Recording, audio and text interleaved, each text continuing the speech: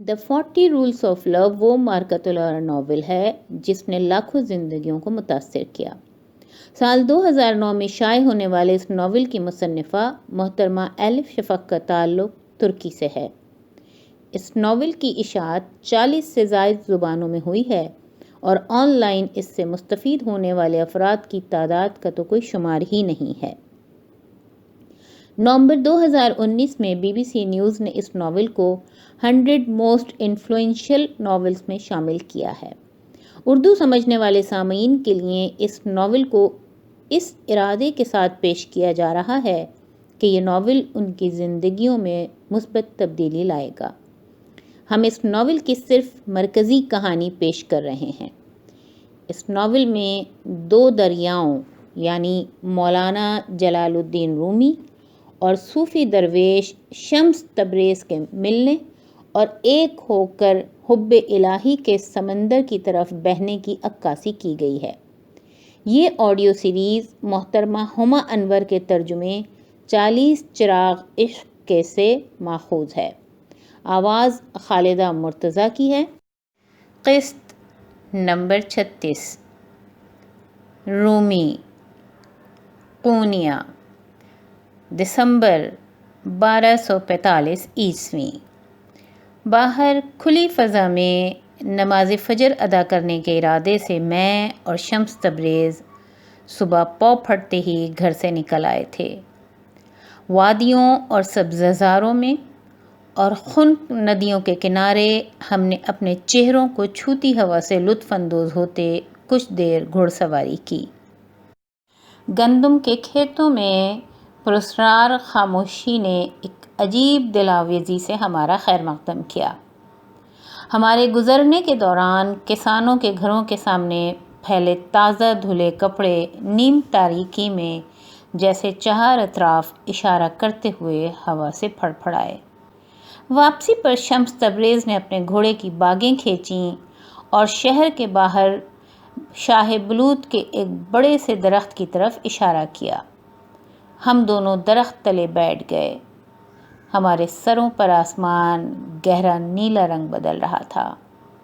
شمس تبریز نے اپنی چادر زمین پر بچھائی اور جب قریب اور دور کی مساجد سے اذانیں بلند ہوئیں تو ہم نے وہاں اکٹھے نماز ادا کی۔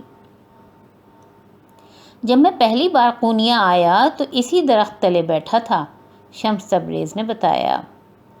وہ کسی پرانی یاد پر مسکرا دیے، لیکن پھر متفکر ہو کر بولے، ایک دہقان نے مجھے اپنی بیل گاڑی پر سوار کیا تھا۔ وہ آپ کا عقیدت مند تھا۔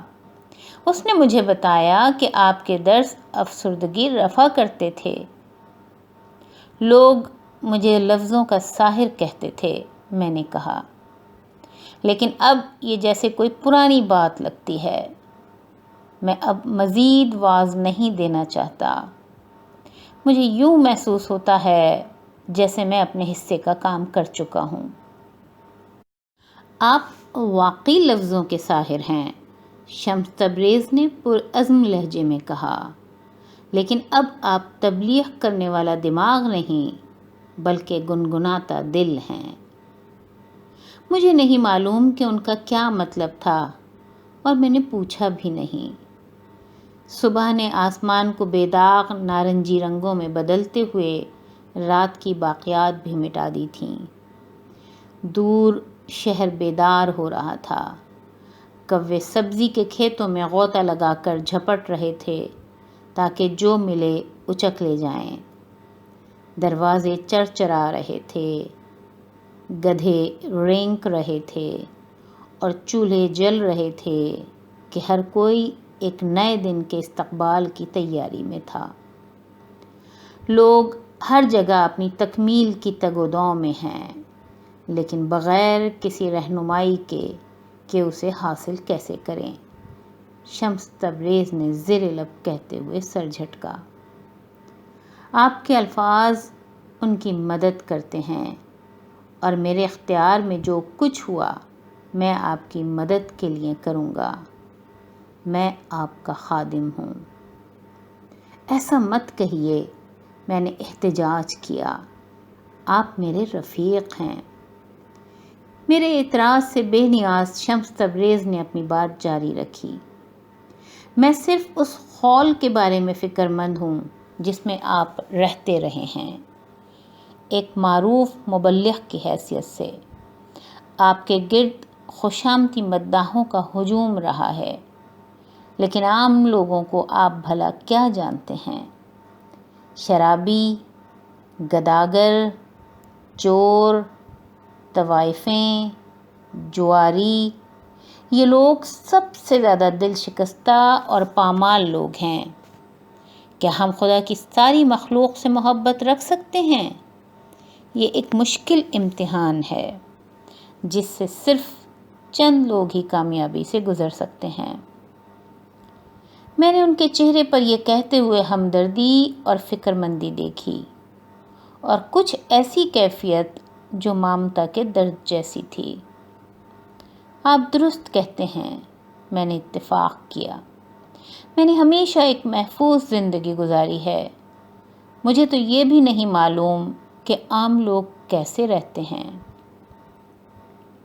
شمس تبریز نے مٹی کا ایک ڈھیلا اٹھایا اور اسے اپنی انگلیوں کے درمیان مسل دیا۔ پھر وہ نرمی سے بولے، اگر ہم کائنات کو پوری طرح اپنا لیں، اس کے تمام اختلافات اور تضادات کے ساتھ، تو سب کچھ پگھل کر وحدت میں بدل جائے گا۔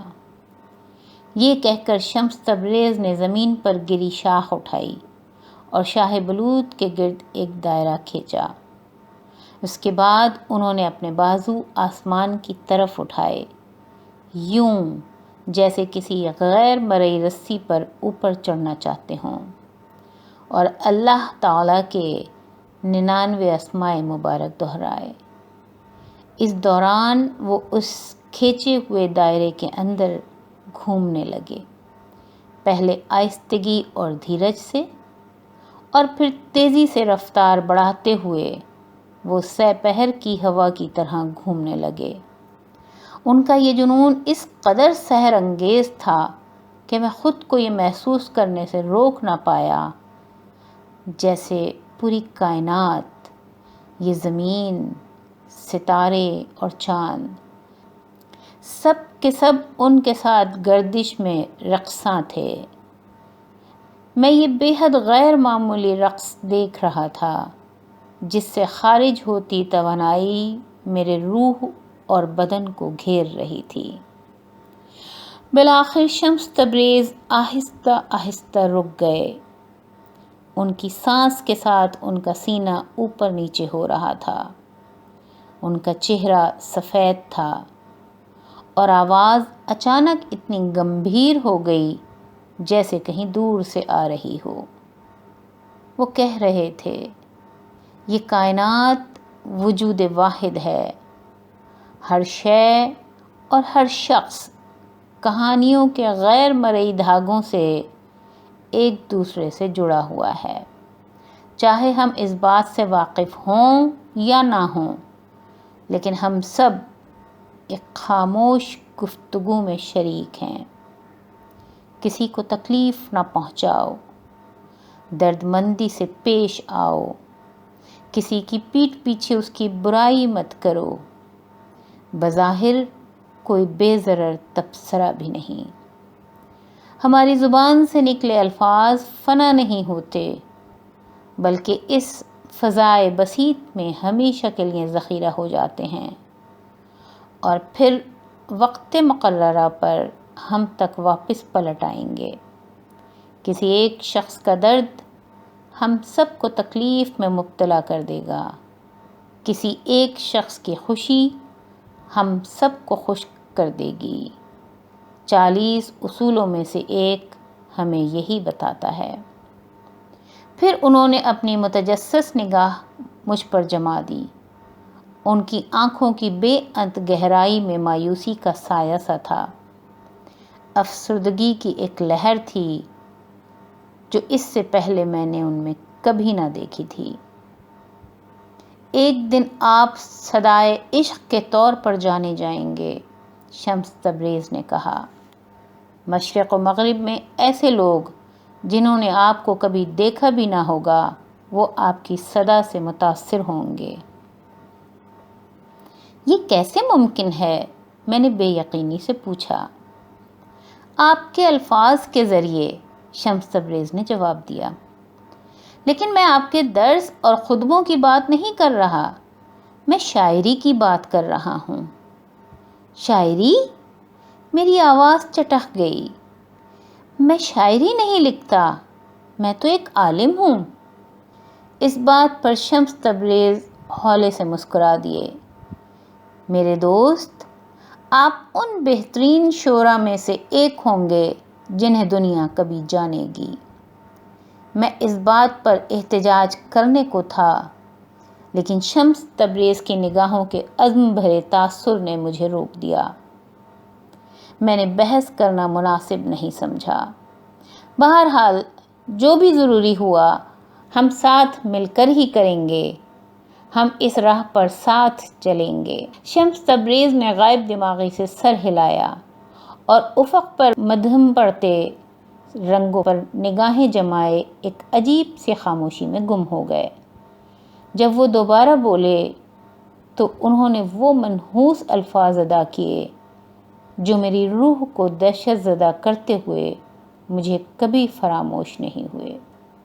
میری چاہے جتنی بھی آرزو ہو کہ میں آپ کا ساتھ دوں، مجھے خدشہ ہے کہ یہ راستہ آپ کو تنہا ہی چلنا ہوگا۔ کیا مطلب ہے آپ کا؟ آپ کہاں جا رہے ہیں؟ میں نے پوچھا۔ اپنے ہونٹ بھینچ کر شمس تبریز نے اپنی نگاہیں جھکا لیں۔ یہ میرے بس سے باہر ہے، انہوں نے کہا۔ اچانک ہوا چلنے لگی اور موسم خنک ہو گیا، یوں جیسے ہمیں متنبع کر رہا ہو کہ موسم خزاں رخصت ہونے کو تھا۔ بے بادل نیلے آسمان سے دن کی روشنی میں بارش برسنے لگی۔ گرم بوندیں اتنی ہلکی اور نازک جیسے کسی تتلی کا لمس۔ اور وہ پہلی بار تھی کہ شمس تبریز کے مجھے چھوڑ کے جانے کے خیال سے میرے سینے میں تیز درد اٹھا۔